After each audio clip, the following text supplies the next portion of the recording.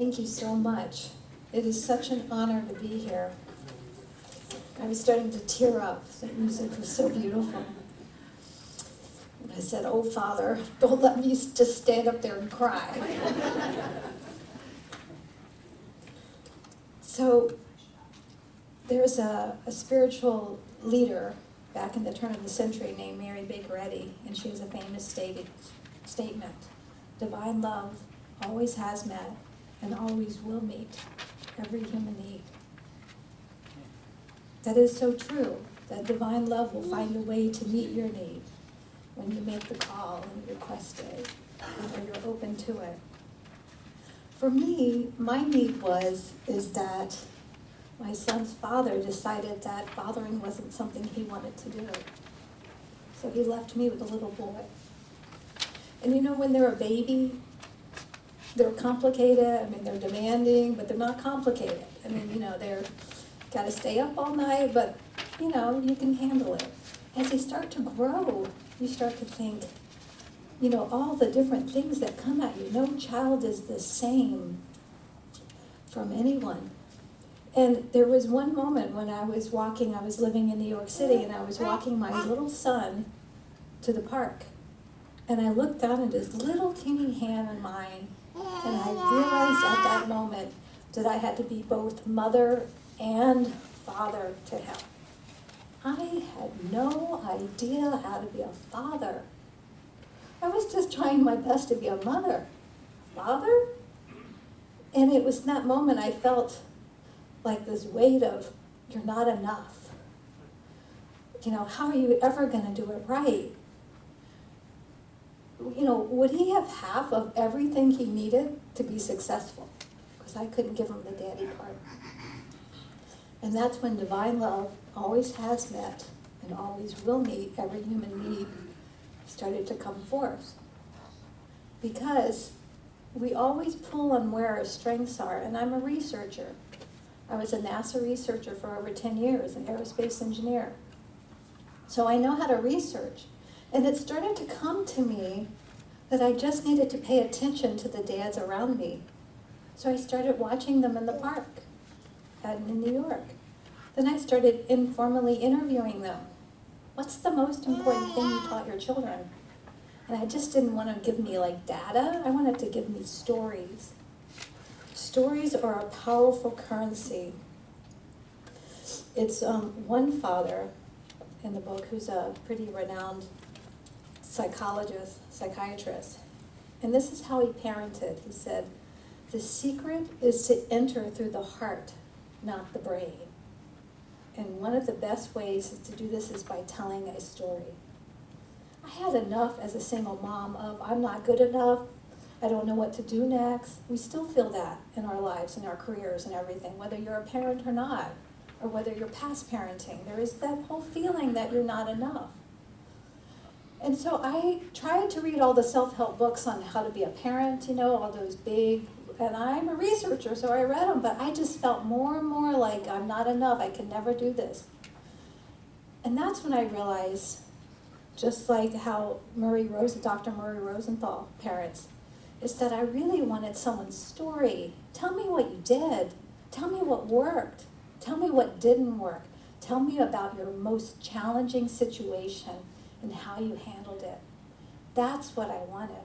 Because then I could gather the wisdom for myself, and it just spoke through my heart. And that's exactly what I did. I started interviewing really amazing, successful men. Now, I want to say back up a tiny bit. In my research, I discovered something pretty shocking about children from single parent families. Most of them are raised by their mothers.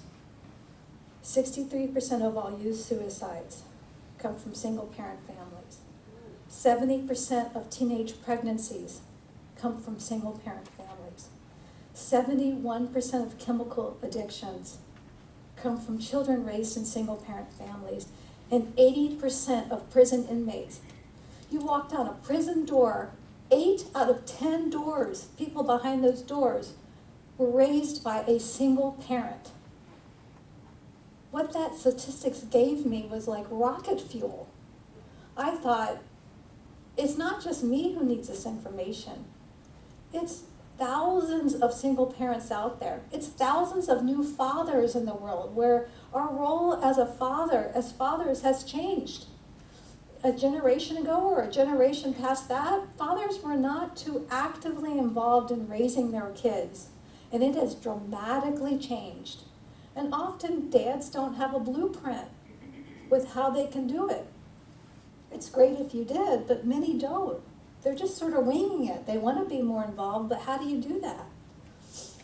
One of the dads I interviewed is a man named Thomas More, Dr. Thomas More. You may recognize him. He wrote Care of the Soul, 21 other books. He's a theologian too. He said that when parenting is limited to you, it's limited to you.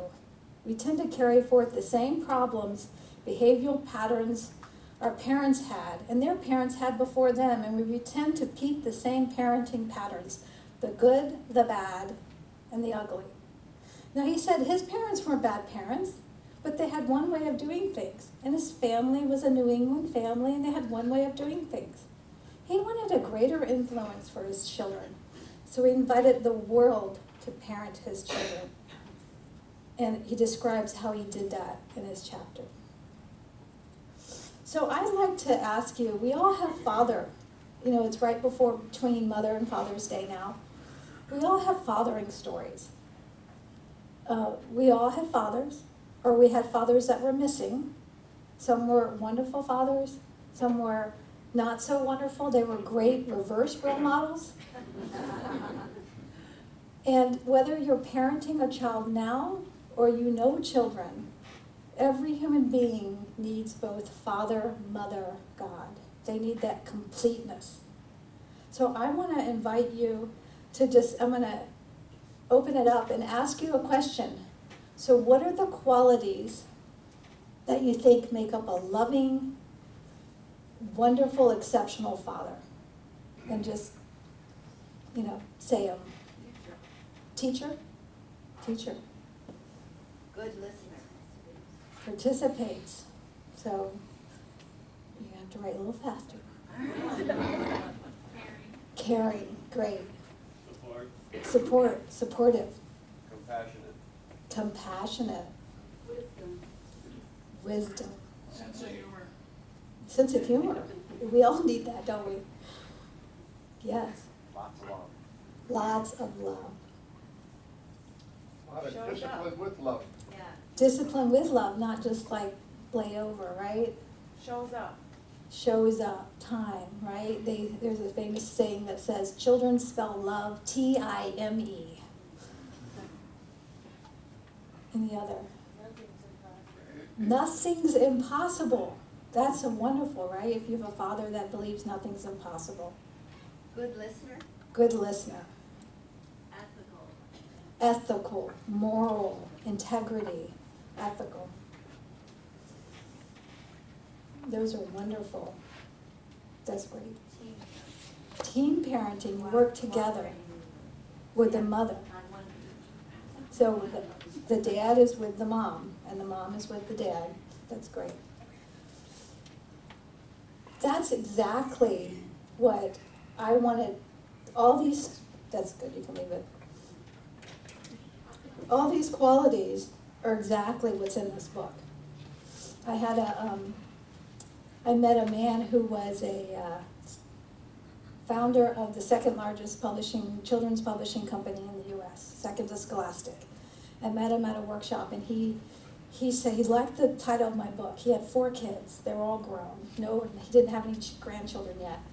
He bought my book, and then he sent me like an email like a week and a half later and said, bought your book, love your book. He goes, I've bought four of them and sent them to each of my adult children. And I wrote, thank you. I'm very impressed. He's a very, successful, honorable man. And I said, but, your children are not parents yet. Why did you buy my book? And he says, because in your book are all the secrets to be successful. And I want them to have that now. These are the secrets to being successful. And we all want this now, whether we're parents or not. So I went out and gathered some stories, so teacher, participate, support. I love that one, nothing is impossible. Humor, wisdom. But what about the times when, have we ever come across something where we didn't know what to do next? Where your children are completely unlike you and you don't know what to do. I found that so many times that, our children are given to us, I think, because we have probably more to learn from them than we'll ever teach them. Who can identify with that one, right? And one of them is a story, and I love this story. This is a man, Dr. Malouf Abraham from Texas. And he did a lot of things right with being a father. And then I love it when these dads tell me about their challenges, because it's real. And those are the stories we want to hear.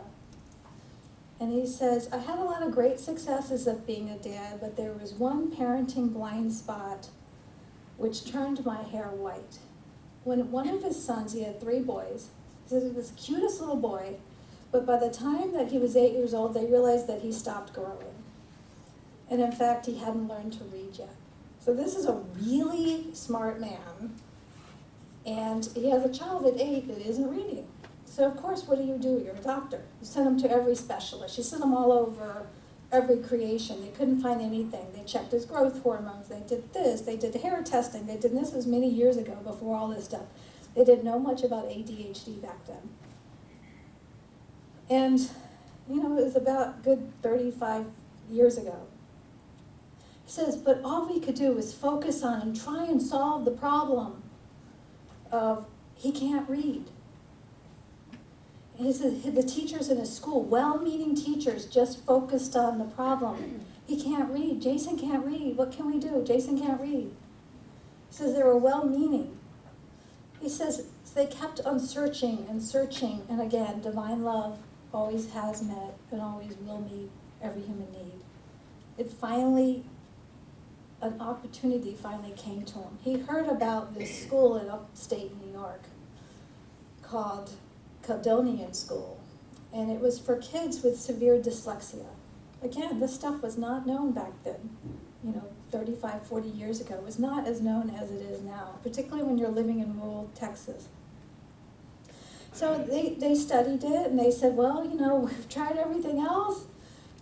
He's going to start getting to and they interviewed and says, Jason is almost getting into his teenage years, and you're really going to start seeing a lot of behavioral problems. Because you have a child that can't read, what do they become? Class clown, they feel inferior, and all the hormones are kicking in. So they had to send him. So they took him up to upstate New York, and went up there. And he says, I love this, he says, best of all, Caledonian teachers helped Jason discover what he really needed. Self-confidence and self-awareness. That school was fathering and mothering that child. And that dad had to be willing to let someone else be an influence. That child needed self-awareness and self-confidence. He says, and he wrote on, constantly focusing on what's wrong erodes confidence in even the strongest of children. Now, whether you're parenting actively right now, think about this in your life. Constantly focusing on what's wrong erodes or keeps you far away from the solution. It's good to see it. Obviously, he took action. But there's a balance there. There's that equanimity. He said the teachers, what did the teachers up there at that school find? Something that had been in Jason all along. You see, he was a boy that was good with his hands. He was a boy that had a knack working with horses. And it had been there all along.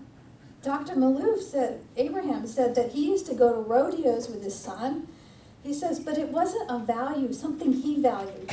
So he says, the only reason why I was in that dusty, dirty, barn year after year, rodeo watching them, was that my kid was out there. But he did not see, it overlooked that his child had exceptional, not just good, exceptional ability working with horses and animals. He says, in my zeal to push him and his brothers towards big thinking and doing, I overlooked the arena in which Jason's excellence came easily. He goes, we miss seeing all of Jason because we were so busy trying to be a good parent and help him with his challenges. Well, so what happened to Jason? He stayed there for a couple years, but he came back to his hometown and for his senior year. He said he never really did learn to read that well, a little bit. But what they did then is that he comes back, this confident boy who had been working with all these horses up in upstate New York, and then started to feel good about himself. Jason went on to he developed a business, and his brothers, who are really good at reading and writing, joined in. So together they made a great team. What he lacked, his brothers had. But he started impregnating mares. He did, it's called insemination for racehorses. Jason has 100% success rate. That's unheard of in that field. They called him the horse whisperer. He could sense, what about the horse? He even started his own TV program called The Horse Whisperer, where he flew around in his helicopter because he got real successful. When you can breed racehorses, you get real successful and make a lot of money. And he would fly around his farm and he would be on television because he was a horse whisperer. That was his gift. So so we worry about what's wrong with our children or whether or not, or the challenges of it, when really in that child, the challenges may lead them to what they're absolutely great at. He's also a psychiatrist out of Harvard. He's also a Nobel Peace Prize winner. He says, and I love this, and this again, he was a father many, many years ago, but I love what he says. He says he believes that in every person is a complete and perfect inner architecture of talent and purpose. And your job as a parent is to root that out. He says sometimes challenges may seem initially disheartening, but they become part of the child's unique qualifications to be, to do, and to see things like no one else has. So because Jason couldn't read and write, do you think that his other senses, like Helen Keller, your other senses get sharpened? It did. That challenge was part of what made him great in the world. And when we see and honor the greatness of a person and see where they're good at, instead of always focusing on where they're not, we just give them wings. And that was true for me. Compassionate, love, wisdom, all these things came out. Humility came out. One thing Dr. Abrams said from that day on, he told all his patients, oh, don't worry about it. He's not good at this. Don't worry about that. Don't worry. What is he good at? What is he great at? What are we good at? Again, divine love always has met and always will meet every human need. Some of the other, so you see that the key thing here was self-esteem. Self-esteem is huge. I have to tell you that in parenting, in writing this book, my self-esteem as a parent went up because I went from feeling like I was inadequate and missing half of everything into knowing exactly what kind of male role models, uncles, friends, that I wanted to put in my son's life in order to complete that parenting for him. I discovered that men and women are different. I mean, hello, but they really are. And the child needs both the male and the female version of love. Have you ever wondered the nest, they say, you got to kick the child out of the nest, right? And you've seen birds, right, going to feed their little ones, and there's like looks like there's two of them. Looks like you assume there's the male and the female going to get out little worms and bringing them back. Who do you think really, actually, which of the birds kick the little baby bird off the nest to fly? I guarantee it, I don't know for sure, maybe some of you are animal knowers, it's the male bird. Because the female bird is just, it's against our nature to go ahead, jump off that cliff. It just is so hard. So I've just got to put my child with, guide role models that will take them dirt biking down that road, because I never will, because I just want the moms are nodding. We all know, right? So they need both the male and the female. And one of the things I found is that the males in this really did challenge their kids to become exceptional, to grow, to do something with their lives. And the mothers are more of that protective, loving nurturer. So that's one thing I discovered. How are we doing on time? Okay, a few more minutes. I have about 100 other stories I could tell you. But obviously I'm not going to. I just want to read to you one last story. Terry Tillman.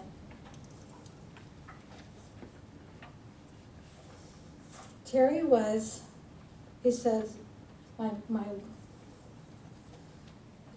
the mother of his children, his wife, was an alcoholic, so I divorced her. This was Oregon, circa 1968. The men never got any custody for any reasons. So his two little girls were taken from him and put with a grandparent. And they used to come visit him all the time, like every summer. And he says that he'd have to put them on a plane, so they'd come from the summer, then he'd have to put them on the plane and send them back again. Every summer his heart broke as his children walked away from him. He says, watching them vanish into the plane felt like a punch to the gut. And only when they were safely aboard and out of sight did I allow my tears to show. But after one visit, they were saying, goodbye, Dad, and telling me they didn't want to leave, like they always did.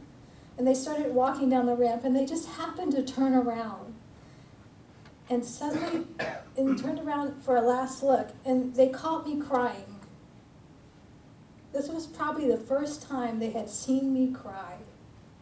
And they ran back to care for me and give me a hug. The lesson was huge. It taught me that it was okay for a male, a father, to show vulnerability. It was even more than okay. It was important. Being real and emotionally honest brought us closer together. Some of the qualities here. Real and emotionally honest. Last night I watched Schindler's List. Has anyone ever seen that? It's a tough movie to watch, but the ending is very powerful. And if you don't remember, the ending is when Schindler, in the end, he buys a list, so he pays for the workers to live, basically. He spends his entire money that he amassed, and he buys 1,100 lives, and he takes them to his small village. This was a man that all he is after is making money, and he takes all his wealth and he buys a list. He buys 1,100 lives.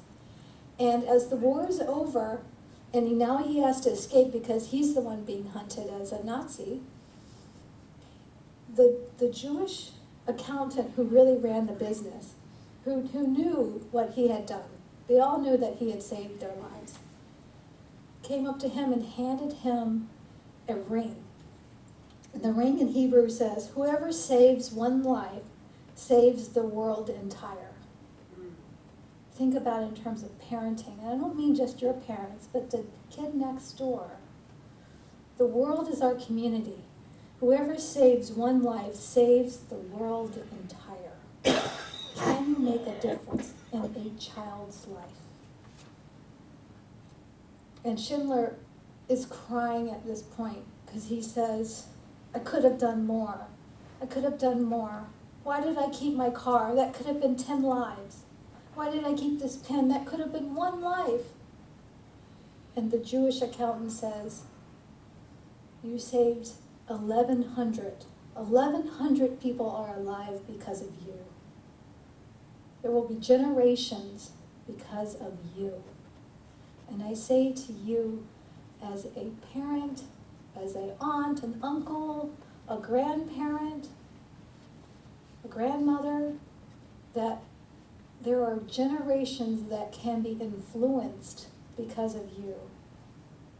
I chose to find stories that would make me more equipped and powerful to deal with each little child's unique differences. There are, what we do as mentors for other kids matters. Thank you.